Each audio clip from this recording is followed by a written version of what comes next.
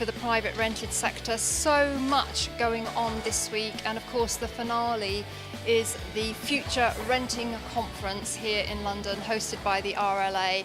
And joining me now to discuss all the happenings in the PRS, it's ARLA CEO David Cox. And first of all, David, so great to have you here today. Thank you very much. And just as I said, so much going on. It's difficult to know where to start, but let's go to the Julie Rugg report.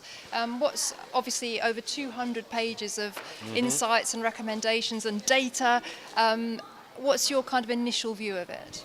You know, you're absolutely right. This summer has been absolutely manic. There's been reports coming out right, left and centre. I can't actually remember how many there are, but Julie Rugg's report, I think she is effectively the most respected, most knowledgeable academic on the private rented sector in the country. She wrote the formative report back in 2008. 2018, she has updated it 10 years later. And I pretty much agree with everything in that report. And she's come up with a concept that I don't really think has been thought about before. If you think when you're renting out or you're driving around in a car, police officer pulls you over, does the police officer say, have you got an MOT? Or do they undertake a 29-point hazard risk assessment on your car? Of course they don't, because they are not trained to that level, nor should they need to be. And yet why do environmental health officers do it for properties? I completely agree with the property MOT. And for landlords that may be thinking, oh, this is going to be another cost, how much is it going to cost me? Think about the rise in the costs of selective licensing. Julie's report suggests getting rid of licensing, it hasn't worked. So the £1,000 that they're paying for their licence, even if it's £200 a year for the MOT, which it probably won't be, they're still actually breaking even. It's not going to cost them anything more, and it's probably going to make enforcement officers' time, jobs so much easier, because then they're only going to need to go, where's your property MOT? Haven't got one, here's your fine. So really supportive of the recommendations that Julie's put in her report. Well, I think there is a sea change also from government that we've seen particularly highlighted this week and indeed here today, because we heard earlier from Anne Frost, the civil servant, that the government is now going to launch a review into selective licensing. So that's a bit of a bombshell to me. We're going to have to see where it goes. We've had reviews before, we've had promises before, we've had in legislation that they will review. Nothing ever happens, nothing ever comes from it. Even if they do the review, you don't get the response until quite a long time later, if at all.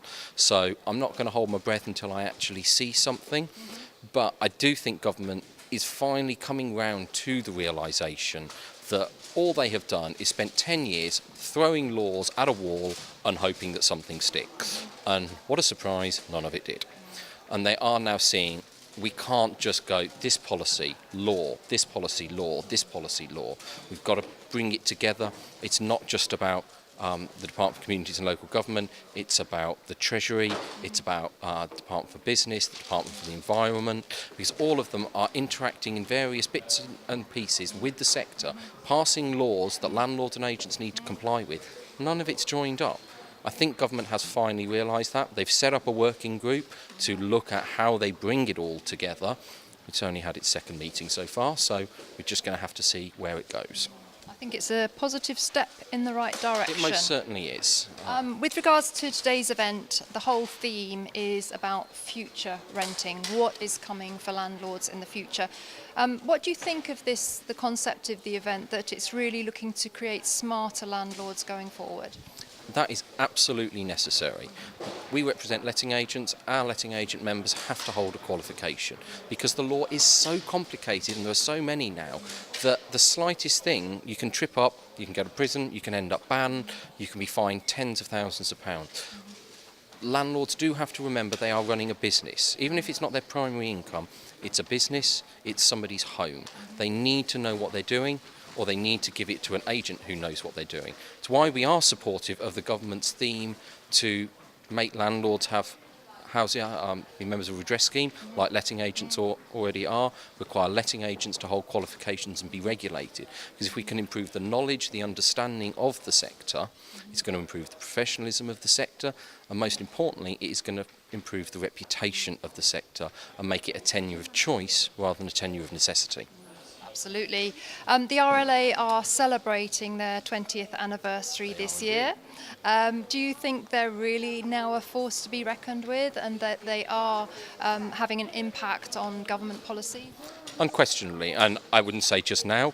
I've worked in this industry and lobbying government on the private rented sector for 10 years. The RLA has always been a force to be reckoned with. We work very closely with the RLA. Our positions are almost entirely entwined. They agree with our views, we agree with their view, because we are all after the same thing of a well-functioning, appropriately regulated and professional reputation of the private rented sector. Here, here. Well, I know you've got to rush off to another meeting, so my final question really is that, yes, there's 200 people here today. We've got a fantastic variety of speakers and industry stakeholders, but this, in my mind, is an event that is a platform for positive change going forward, and I think that it's going to spread a lot of ripples even further into the sector and build on the momentum of all the things that have been going on in the last few weeks.